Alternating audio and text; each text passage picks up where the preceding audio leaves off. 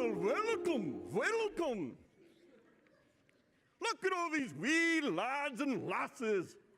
Oh, I'm so excited to be here this morning, to be able to be with you. Greetings, young warriors. Oh, I'm so excited today. I know that you have been in the wild lands of bedtime battles and chore wars, but today I've got something for you.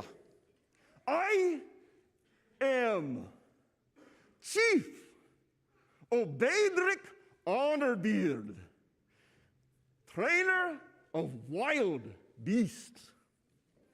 Now, more importantly than that, I train parents. Yes, you heard it, train parents. And so, it's easy to train a dragon. But have you ever, how hard is it to get your mom to stop yelling at you? Or to get your dad to give you back your tablet? It's really hard. So, today, I'm here to teach you the ancient secrets of parent training arts. It's an honorable quest filled with obedience and respect and the occasional dishwashing sponge. Now, someone might ask, but who are you? Well, let me tell you. And first, let me apologize for my accent. Me mother is Scots, but my father is Irish. And so I'm just mixed up in the middle. And it goes both ways, so I don't know. But I started training at a wee old age. I was training fleas for my flea circus. And when I felt like I had accomplished that, I moved on to a greater quest of training lions. Now that was a hard thing to do. But I'm telling you, I then became a master dragon trainer. And man, that was hard. Now this is my dragon, Bob. His real name is Robert the Brute, but we just call him Bob. And he's there, he's actually lighting my barbecue. Now, the greatest challenge that I've ever had is learning to train parents. Now, how many of you weans have ever seen your parents in this form? Oh, yeah, they are crazy, right? That's not pretty at all. Especially that red one there. I mean, that's like a red-headed monster rather than a red-headed mom. But that's not their natural state. If you don't believe me, I'll show you. You see, with proper training, they can be loving, calm, and respectful. But it all depends on how you train them. So let me tell you first what not to do. Now, we learned this from training dragons. You see, we first tried to subdue the dragons with fear and with fighting. And all that led to was more death. They pillaged our village and killed our people. And so we tried a different tactic. We tried friendship and kindness. And what happened is that through that, the dragon became a Viking's most powerful ally. So here's what we learned from that for parents. Parents don't respond well to pride, being a know-it-all, or stubbornness. It just doesn't seem to work. And so I want you to know that if you come with kindness and love and respect, you'll have much more laughter and fewer tears. But listen closely to what I'm about to share with you, because it comes from the scrolls of the Almighty. It comes from the book of Ephesians, chapter 6 and verse 1. It says, "Children, obey your parents in the Lord, for this is right. Honor your father and your mother," which is the first commandment with a promise, "so that it may go well with you, and you may enjoy a long life there on the earth." If you master these tips, then you may live to a ripe old age of 112, and your beard be as long as your arm, and you'll have parents that smile more than shout. So, here's where we begin. I'm going to give you the first training word. Now, what we found out is that parents look not so smart, but they really are very smart.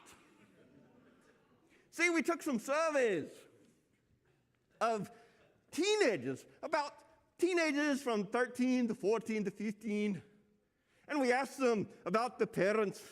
And they said, when the teenagers got to be 13, the parents got really dumb. But what happened is that when the teenagers turned like 21, 22, the parents got super smart. So we figured that out. And so what we said is that we need to disguise the trained words so that the parents don't know that they're being trained. So, kids, wee lads and lassies, can you guess what a training word is first? We're going to call it ye obe.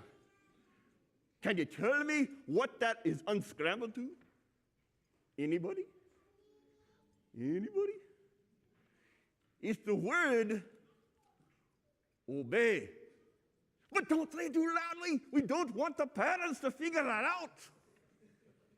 Ye obe means to hear, to listen, and to take heed. It implies not just listening, but also understanding and acting on what is heard. Now, most weans think that to ye obe, you gotta just do it because it's a rule. But what I say is ye obe to train. Train your parents to be calmer. Train your parents to be kinder and to likely say yes more often. How? Well, here are the secret tips. Number 1, instant ye obedience. Not like a dragon signal. Or like a dragon signal, but not a stubborn yoke. You see, when true Viking chief gives the signal, boom, the dragon flies, the warriors charge, and the sheep run for cover. But if you wait, you miss the battle. And you burn your beard and you clean the yak stalls for a week. In Viking land, fast ye obedience shows you how brave and sharp and trusted you are. Slow obedience, that gets you stuck with the wooden swords and cabbage stew. So here is a biblical truth from the master trainer. He says, children, obey your parents in everything, for this pleases the Lord. Now, obedience isn't just about keeping peace. It's part of your mission from God. The master trainer, he says, by doing that, it shows that you follow him by respecting the authority that he gave to you. Now, if you're following along in your bulletin, Kids, this right here is where you begin, and you want to put the word instant right there. And then you can go on further as we go. Now, I want you to think about a remote. What happens when you push a remote? Does anyone know? All right, we lads or lasses, well, come on, give me. When you push a remote, what happens? Yes? It turns on the TV. That's right. When you push it, something happens, right? Well, that's that idea of instant obedience. You see, delayed obedience is like a broken remote. And your parents, they just keep pushing it until they explode. Now think about it this way.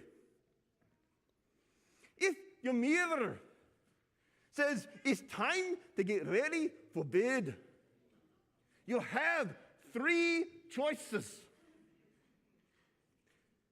The first one is the instant action Viking, like a working remote that gets pushed the button and you say, "Aye," and you start brushing your teeth. The second option is the negotiator. And you say, 5 more minutes, please. Or you could be the statue and just stare blankly at the wall. Now, which one trains the parents to trust ye more?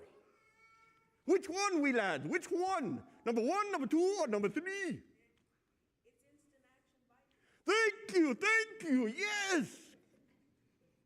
And when you do that, you will see the results. When ye all quick like, they stop repeating themselves and start trusting you more.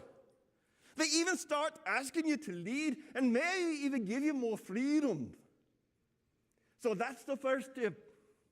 Now here's the second tip. Be responsible ninja. Silent, swift, and legendary. Now, in the old clans of Nawahar, the greatest warriors didn't boast or bang their shields. They swept the floors without being asked, and they sharpened their axes before dawn. The loud ones, they got the chores. But the sneaky, the responsible ones, they got freedom, glory, and second helpings of meatballs. Now, see, if you want your parents to back off and trust you like a true Viking scout, do the job before they ask. Clean like a shadow. Finish your work before the sun even knows it's up.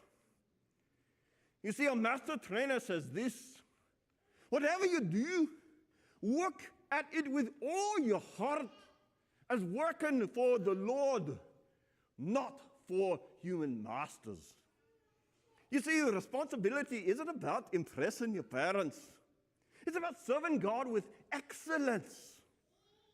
It's even when no one is watching that you say, I am going to do this. You see, responsible kids are like ninjas, focused and quiet and loving God. Want your parents to stop checking on you every 5 minutes? Who here has a helicopter mom or dad? Anybody know what that is?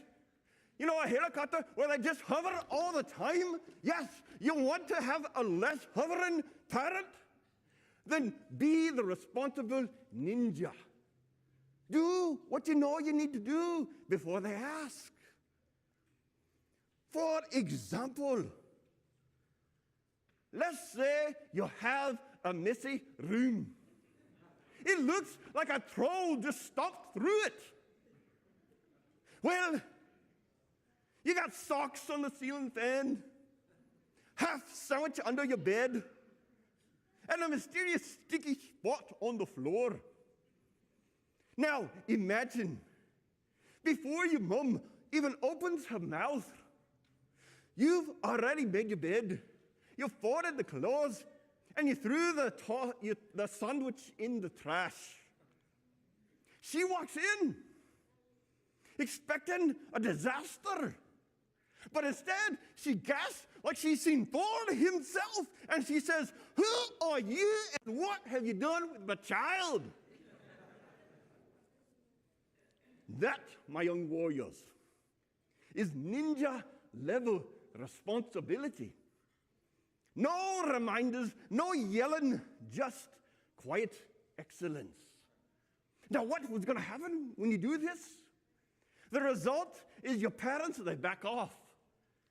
They stop being helicopter pilots all around you. They know they can count on you. And they let you make more decisions on your own. So now let's think about the third tip. Take correction like a warrior, not a whiner in wolfskin.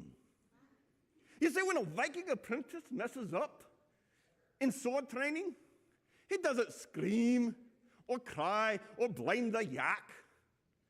He says, I see my mistake. He sharpens his blade and he learns from it. That's how we Yuns become warriors and how warriors earn respect. You see, in the ancient scrolls, it says this: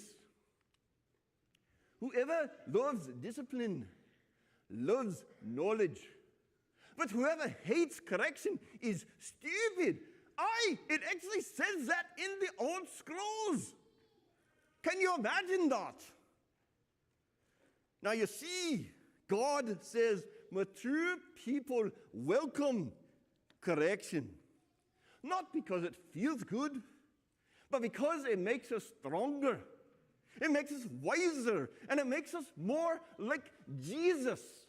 And that's the goal of everything, is to be like Jesus. Now, let's say that your dad told you you've been leaving your stuff all over the house again. Now, you feel annoyed, and you could snap back and say, "Oh, I've been busy, okay?" You could roll your eyes like your soul just left your body. Or you could say, "Yeah, you're right. I'll take care of it now." You see, when you follow through, that one moment is a game changer. Because parents don't expect teenagers, especially teenagers, to handle correction calmly. When you do, they see the growth, they see the maturity, and they even see leadership in you. So what's the result, my wee lads and lasses, of this training? Instead of getting a long lecture, how many of you have gotten a long lecture in the last month? Anybody? Oh, well, you're really good students. Oh, wow, not too many. Okay. Now, instead of a long lecture, your parents start talking to you with more respect. They trust you can handle the hard truths. You've just leveled up from a child to a warrior. And that means more voice, more freedom, and more trust from your parents. Now here's a second training word. It's the word rune. The H is silent. Now, can you guess what the word is, my wee lads and lasses? Anybody just shout it out. Oh, wait a minute, don't say too loud. You don't want the parents to hear, but you're correct. Yes, it's the word honor. Now, honor means respect, reverence, importance, and distinction. You see, when you show your parents rune, that harder outer shell starts to melt, and you see a smile, and you even might see laughter come from them. So here then is the next tip, and that is show honor, show rune, like a true shield bearer, not just when it's easy. You see, in the old Viking tribes, young warriors didn't just fight battles. They carried the shields of their leaders with pride. Not because the leaders were perfect, but because honor builds the tribe. Not eye rolls, not muttering, but strength and loyalty. In Viking tradition, you honor not because they always deserve it, but because you are honorable. That's what separates the warriors from the whiners. Who here's a whiner? Oh, good. Okay, no whiners here. That's good. So, the biblical truth that our Almighty gives us is to honor your father and your mother, which is the first commandment with a promise, so that it may go well with you and that you may enjoy long life on the earth. You see, we don't honor our parents because they're always right. We honor them because God gave them that role. That we honor because God created them. In Genesis chapter 1 and verse 27, it says that our parents, along with you, are created in the image of God.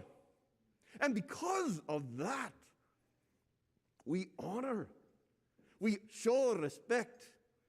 You said to ruin a parent is to say, God chose you to shape my life, and I will treat you with the respect that God shows to you. So, what does that look like in the real world? Well, maybe you and your friends are hanging out, and your friends start to talk about how bad the parents are and everything, and then they start to look to you to say, okay, well, what about your parents? Well, you could roll your eyes and say, ugh, I'm going to throw my parents under the longboat. Or you could say, yeah, my parents aren't perfect, but they're doing their best, and they've done a lot for me.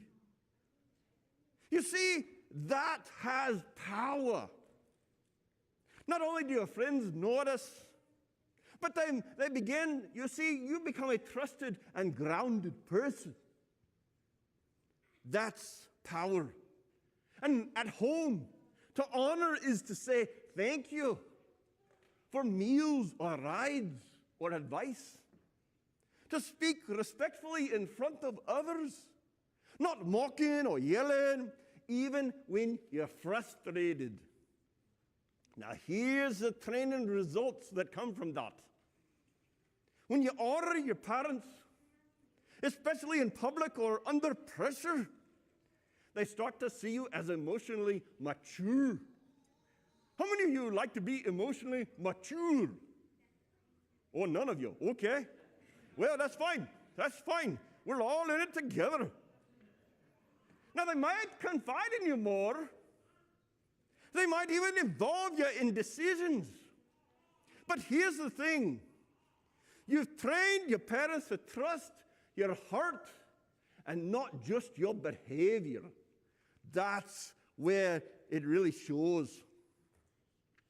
So here is the last tip I'm going to give you today. I'm not going to give you all of them. I want you to come back for more. So here's tip number 5. Speak like a peacemaker, not a fire-breathing dragon. You see, in the lands of fire and ice, the dragons with the hottest breath were feared, but they were never loved. The greatest Viking warriors knew the real power is not in shouting, but in words that calm storms and loyalty. Any fool can yell. Hey, can you all yell? Okay, 1, 2, 3. Oh, no, don't do that. I don't want you to become fools. Okay, anybody can yell. But it takes strength to use words of kindness. You don't earn respect by roasting people with your tongue. You earn it by speaking like someone who would be willing to follow. Our master trainer says this: a gentle answer turns away wrath, but a harsh word stirs up anger. So kids, can you give me some good words to use? What could be some good words to use with your parents? I'm going to stand here until I hear 3 words. What's the one word? Respect. Okay. I need another word. A kind word, something good. That's okay. That's okay. Think about it. I'll come back to you. Yes? I'm sorry. Oh, that's a good one. I'm sorry. I need another word. Yes, sir. Thank you. Oh, that's a good one. Did you have a word? No, I couldn't think of That's okay. That's okay. Yes, sir. I won't do it again. Oh, that's a good one. I won't do it again. Now, are you really saying it, or are you going to mean it? Mean it. Okay, that's a good one. That's a good one. So these are kind words. The Bible says our tongue is like a fire. Now, we can actually use it to destroy, or we can light the way. It's our choice. Every word you speak to your parents is either fuel for the fire or a seed for peace. You get to choose what you're going to do. Now, when you think about that, let's think about the real world. What would that look like? Well, when you speak like a peacemaker, and your parents say, why haven't you emptied the dishwasher you've had all day?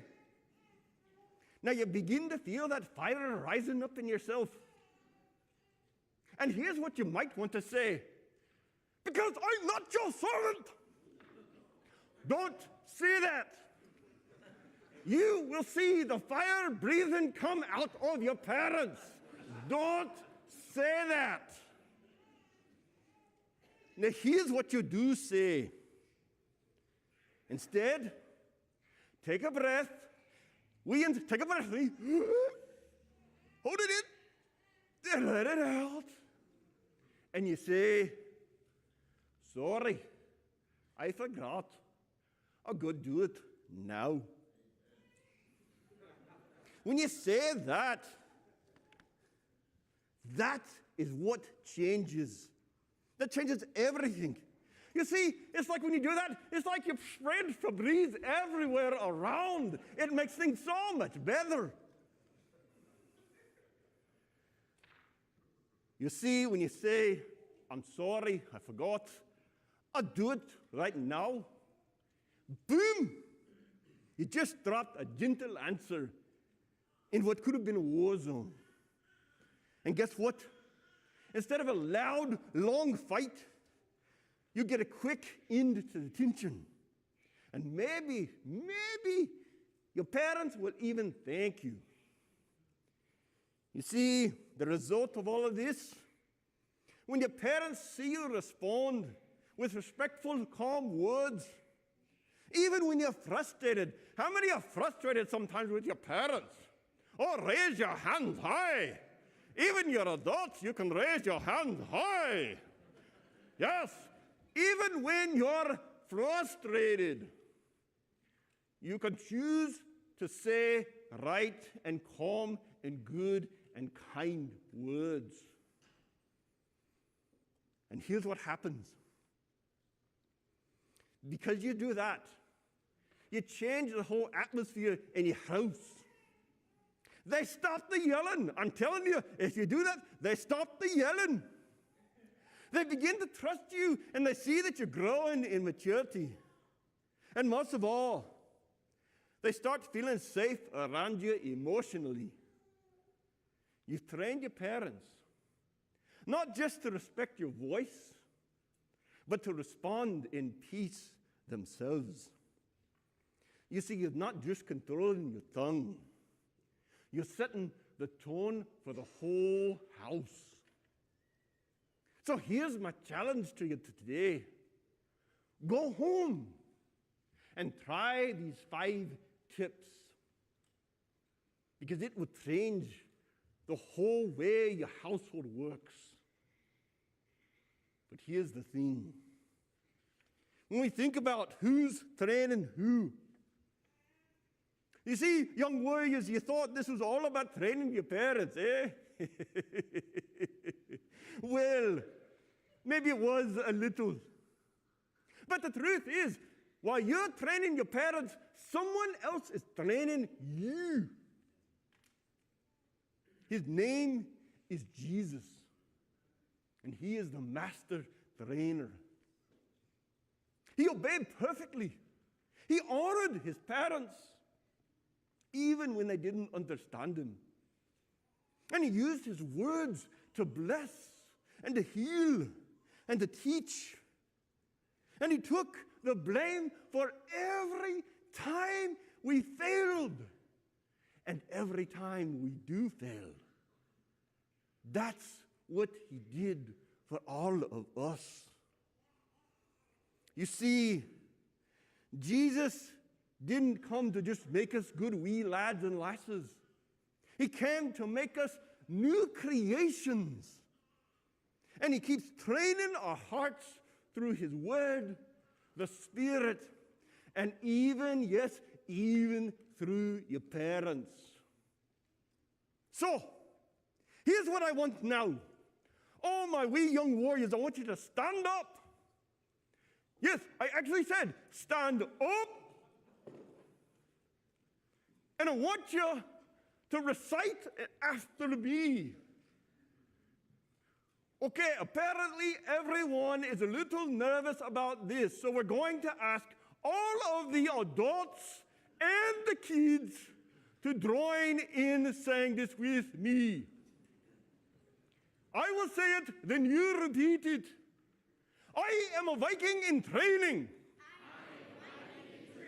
I will lead with honor. I will speak peace, not fire. I will earn trust like a warrior. I will learn from correction.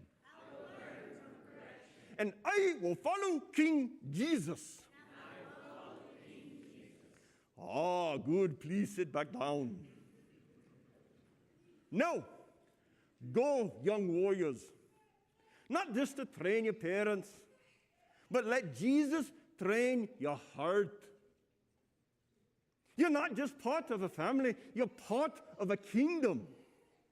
So wear your shield of honor, speak with strength, and follow King Jesus, and he will never stop training you. That's what he wants for you. And I hope that's what you want for yourself. Because he died for you. And he died for the whole world. So that he could save us and take us home. So that's what I want for you. Think about it. You have your challenges this day. Go and take them to the home and try them out. Train your parents. And now we'll all sing together.